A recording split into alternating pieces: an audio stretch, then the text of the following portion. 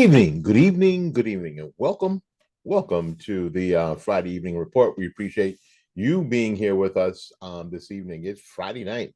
It's Friday night, and it's feeling right. Oh, that's ladies' night. Sorry. Anyway, but in any case, I'm glad that you are here today. Thanks for joining us. Got a couple of stories for you to go into the weekend with, and we hope that you enjoy it. Again, thank you everybody who has joined us here on YouTube and on Rumble. We are four subscribers away from getting to 500, which is half our goal here on YouTube. So if you could do that for us, we need 4 to get to the goal, 5 to get to 501, which will be half. And now, are we going to get monetized? I don't 1,000. I don't know. We need 4,000 hours of viewing. We're not anywhere close to that.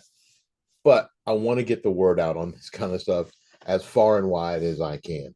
So if you would consider that, if you've not subscribed already, if you've not shared, if you've not commented, if tonight would make a difference,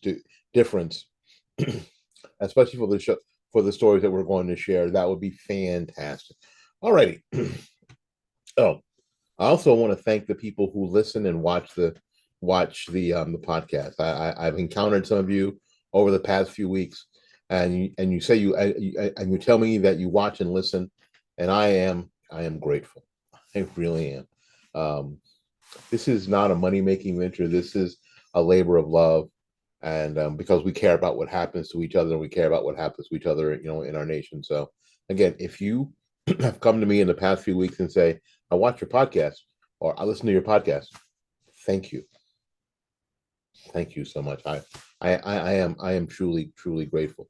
All right, we'll take a little break. We'll be back with more of the podcast right after these messages.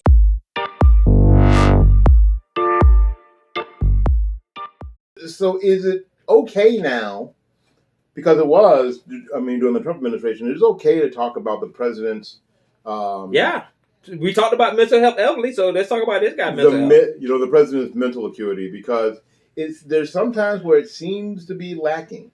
Have you seen? Sometimes. Yeah, sometimes it's especially bad. I'm talking about sometimes it's like really bad. Like, have you seen the picture? I was told not to take any questions. I was told not to take any questions. They're going to be mad at me. They're going to be mad at me. Mr. President, are you the president, or were you 5? You see, what I want. See, the next question is, excuse me, I was told to call on what you call it for NBC. Who's telling you to call on? That's the question that we ought to be asking. Who's telling you this? I don't understand why nobody won't ask that question. Is Jen Psaki actually the president? Who's telling you to call on these people in the media? Is Jen Psaki actually the president? Probably so.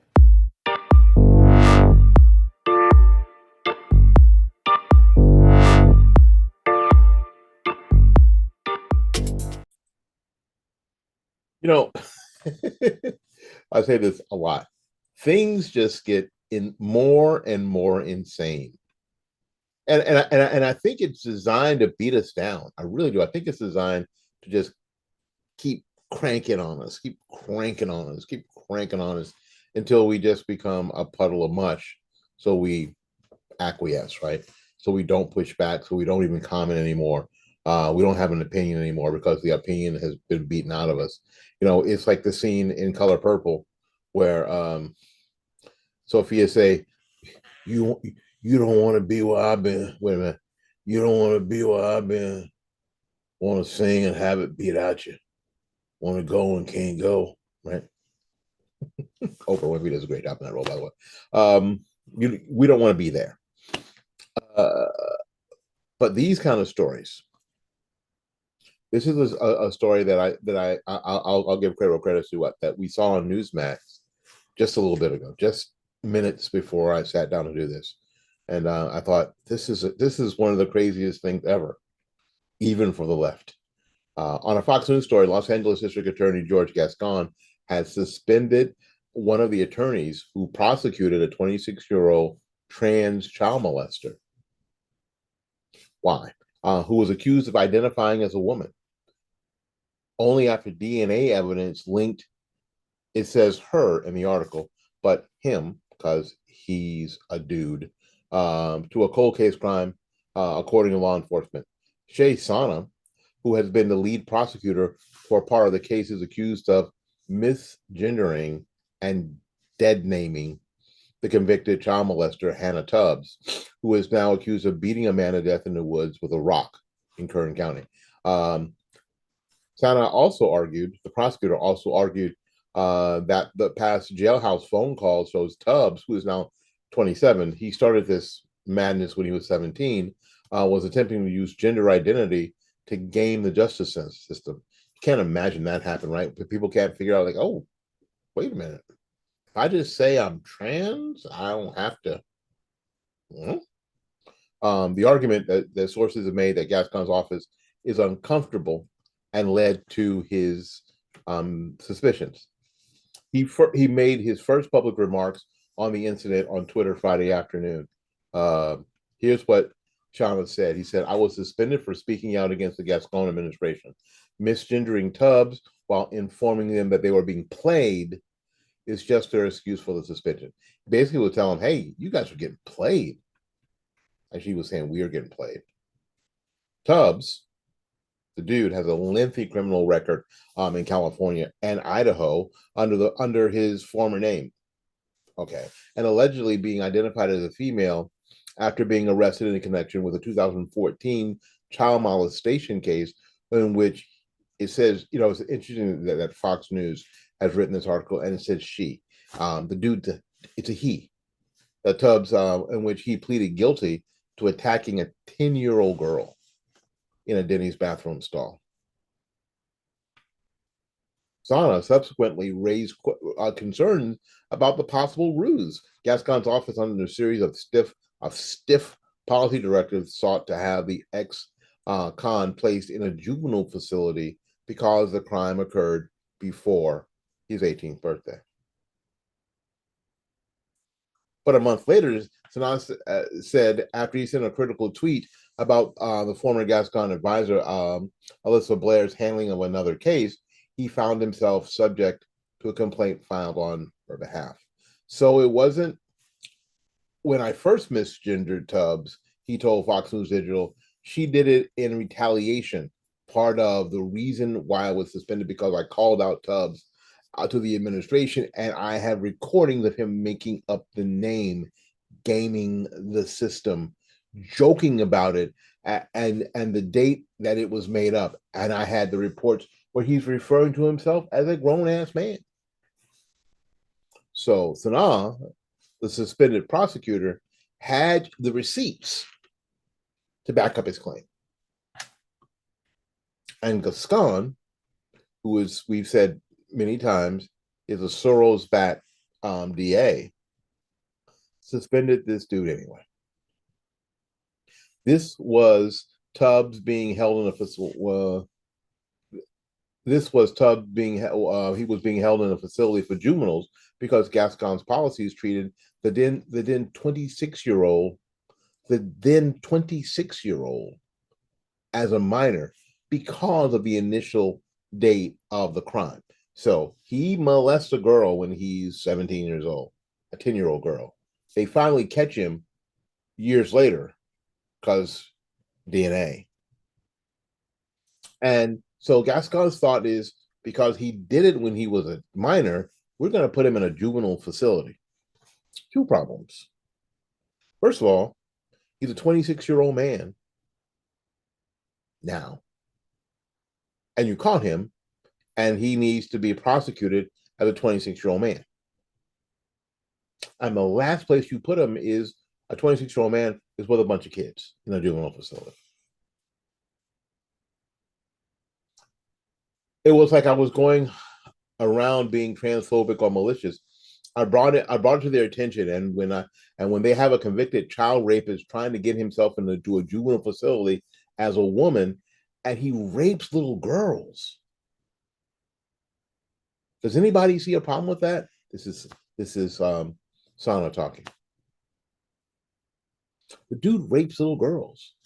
He's now 26. He wants to get himself into a juvenile facility. as a woman, but he's a 26-year-old man.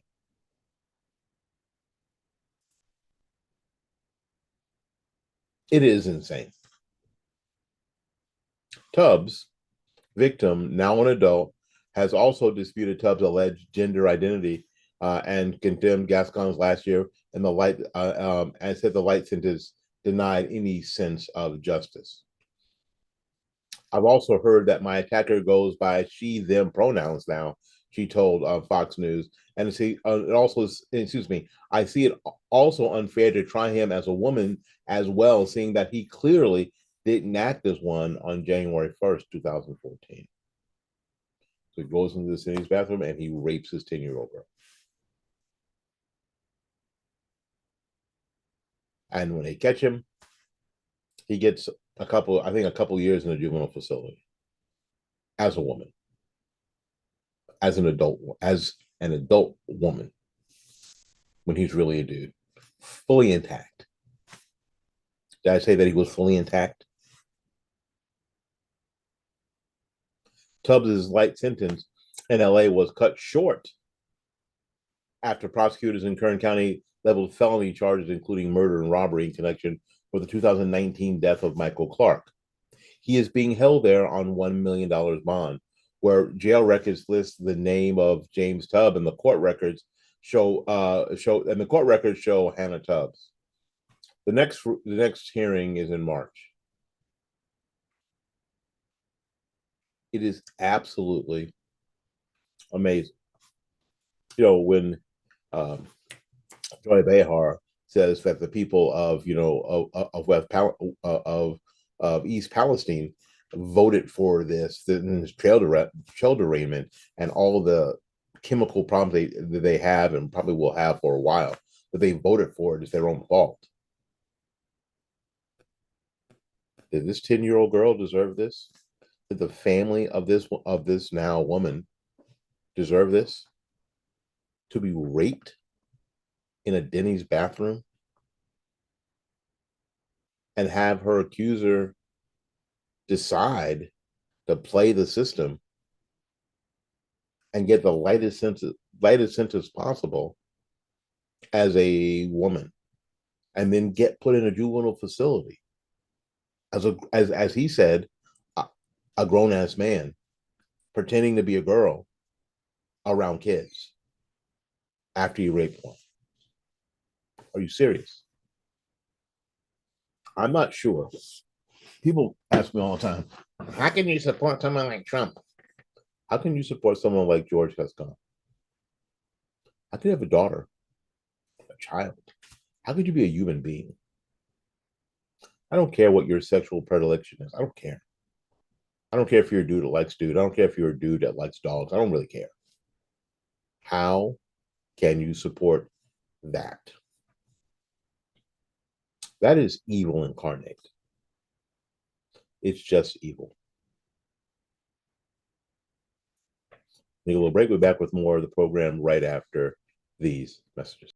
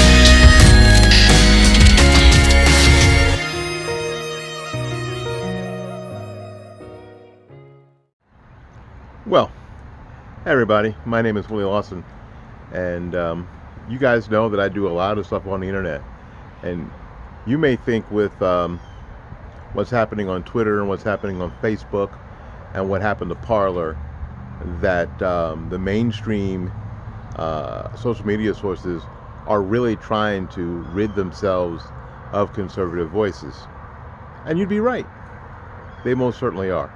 Um, but you know what? It isn't as bad as you think it is. It's worse. But there are people who are willing to be platformed for free speech. One of those one of those places is freedomforum.website. Freedomforum.website. You can go there and speak your mind. So come join us. Enjoy the freedom. Enjoy the fun. If you are a true blue conservative, small businesses are near and dear to your heart. They are the lifeblood of our life and economy. I believe this, and that's why my florist is not a website or a phone number. My florist is Bloomingdale's Flower Shop, Tampa's premier flower shop. At 11618 North Florida Avenue here in Tampa, Florida, and at 6835 State Road 54 in Newport Richey. Call Christine at 813-933-1942 and at 727-232-6900. She can also be reached on the web at www.bloomingdays.com.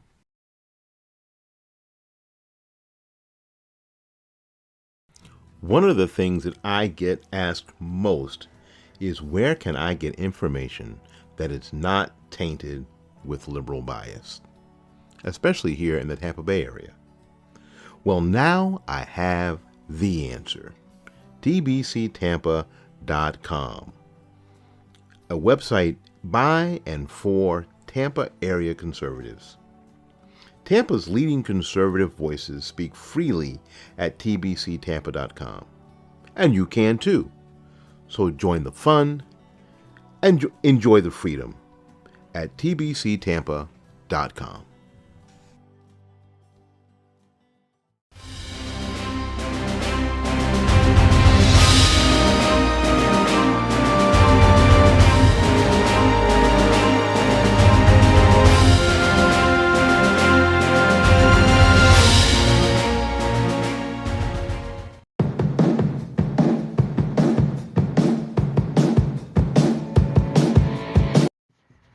My name is Willie Lawson, and this is the Morning Report.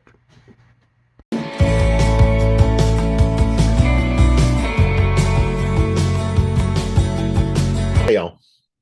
During the pandemic, and we even talk about when we say during the pandemic, when you say that, it sort of leads to the reality that the pandemic is over. A bunch of lefty run cities established vaccine mandates that required employees get vaccinated against COVID-19. Those who did not comply faced suspension and or termination from their jobs. Many cities took this a step further and mandated that all businesses to require patrons, you and me, to present their vaccination papers. Get on my paper. Where are your papers? Wait. I have them here. Here are my papers. I have had my shots, like you a damn dog. But anyway, to actually enter their businesses. This week, the Mercatus Center at George Mason University unveiled a brand new study. And it's entitled Indoor Vaccination Mandates in U.S. Cities, Vaccination Behavior, and COVID-19 Outcomes. The study questioned the efficacy of vaccine mandates in cities that implemented such mandates to visit indoor businesses. And these cities included places like Boston, Chicago, Los Angeles, New Orleans, New York, Philadelphia, Seattle, San Francisco, and Washington, D.C. Now, there were others. There were truly others. City vaccine mandates were arguably the most restrictive and polarizing regulations ever enacted in the United States, ever.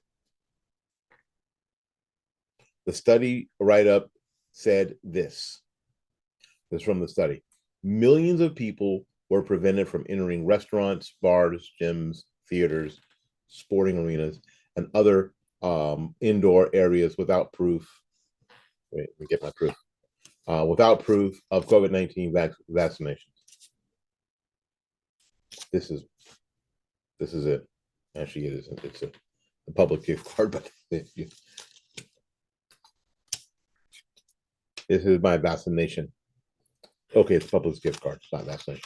The write-up noted the mandates negatively affected unvaccinated individuals and businesses that were not allowed to serve unvaccinated customers. The write-up noted that supporters of the mandate said that it would uptick vaccination rates that spread COVID-19 would decrease. They would uptake the vaccination rates, and they would hope that the rates would decrease. But this study, now I'm sure there are other studies. YouTube, I want to talk to the YouTube people right now. Let me get up close to the camera. I'm just talking about this study.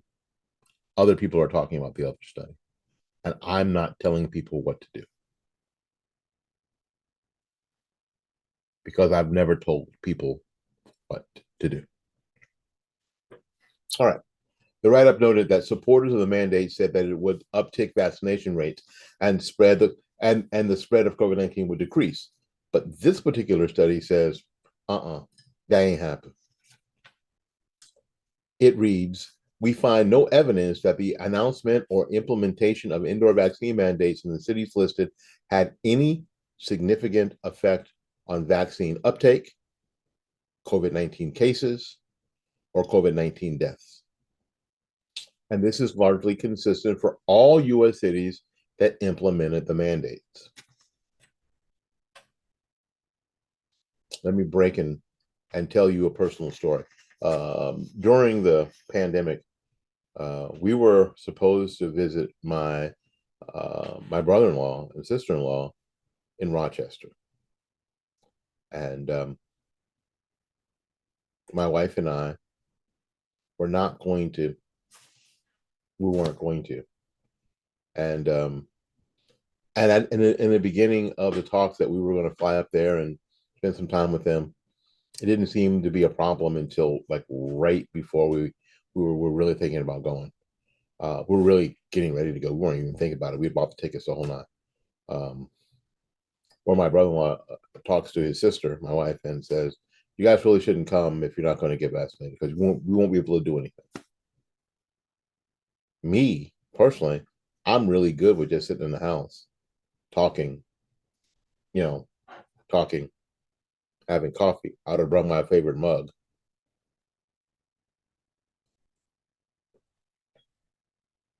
And just spending time.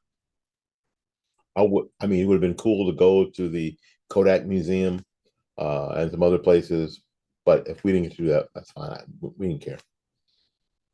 But they were nervous enough to where we didn't do it. My wife was really upset. She was sad. I was pissed off. And I'm still kind of pissed off about it, to be honest with you. And to find out that this study, YouTube, just this study, I'm just talking about this study, says didn't make any difference one way or the other. COVID deaths, COVID infections, vaccination rates didn't make any difference. It also reads COVID cases were not affected by the mandate. COVID deaths were not affected by it, and people were not more likely to get vaccinated at all in the first place. Vitor Milo, a postdoctoral fellow at Mercatus Center and one of the authors of the study, told Fox 5 DC. The idea behind the mandates is more people are going to get vaccinated, therefore we're going to reduce the spread of COVID-19, Melo added. That first step never really happened. Now, we also learned, like we've learned since, YouTube, you can Google it, YouTube, that the idea the vaccines were never actually tested to stop the spread. The vaccines were for if you got COVID, that your level of sickness would be lessened, which I guess is noble. Cool. So you wouldn't get really sick. but they never tested to see. They couldn't have possibly tested to see if there was there wasn't going to be a spread. The only people who said there wasn't going to be a spread are the people in government and the media. Joe Biden says that if you take the vaccine, you won't spread it. Anthony Fauci said if you take the vaccine, you won't spread COVID. Dr. Burke said if you take the vaccine, you won't spread. People on CNN, if you take the vaccine, you won't spread COVID. Yeah, that's what they said. Why are we listening to them? But anyway, one of the reasons why Mello explains is because people would travel to neighboring areas without vaccine mandates to go to eat and etc. in Washington D.C. area. And for example, people would just go to Arlington. They would just come to Florida. The study pointed out this. The study pointed out that studies detailing countrywide mandates, like in Europe, were effective and resulted in more people getting a dose of the vaccine. Citywide mandates in America did not have this effect. When you lock down a whole country and then you forbid people to travel, well, I guess you put people on an island. Yeah, worked great in New Zealand, and until the New Zealanders, the Kiwis, I guess, just got tired of it. The authors found that the city level mandates had a smaller effect on vaccine uptake and consequently on COVID-19 cases and deaths than nationwide mandates, and thus failed to achieve their intended objectives. Now, just like we talked about Gascon, the prosecutor in LA, we have to look at who's running your city. City council people, county commissioners, because a lot of them were wrong. They weren't following the science, they were following the panic. And I know we're supposed to say, hey, people were just doing the best they could with the knowledge they had. Okay, and you were wrong. And I'm not going to give you another opportunity to be wrong. Here where I live in the Tampa area, municipal elections are going to be held first week of March 7th or something like that. If you live in the city of Tampa, you've already got your ballots, your what do they call that when they send you the sample ballot, not the ballot you vote from. Y'all from other places, don't get freaked out, but a sample ballot so you can do some research on things concerning the charter. Some people that you don't know, maybe it's a sample ballot. This is what your ballot's going to look like when you go vote in person. That's what they sent us, and I like that they do that. You can't vote from it, but we don't want it to be the first time you see the ballot is when you go to vote. Look at these people. Remember what they said to you. Remember how they treated you. Remember what they thought about you. If you decided to make a decision one way or another for your own family, for your own health, and juxtapose it with what actually happened, how many times do they get to be wrong? How many times do they get to be wrong with my life? Once. My name is Willie Lawson. This is the Friday Evening Report, a production of fightbackmedia.com, fightbackmedia.com, and fightbackmediatv.com. Until we see you again, go out there and learn to love somebody, and for goodness sakes, y'all take care of yourself. We see you when we see you.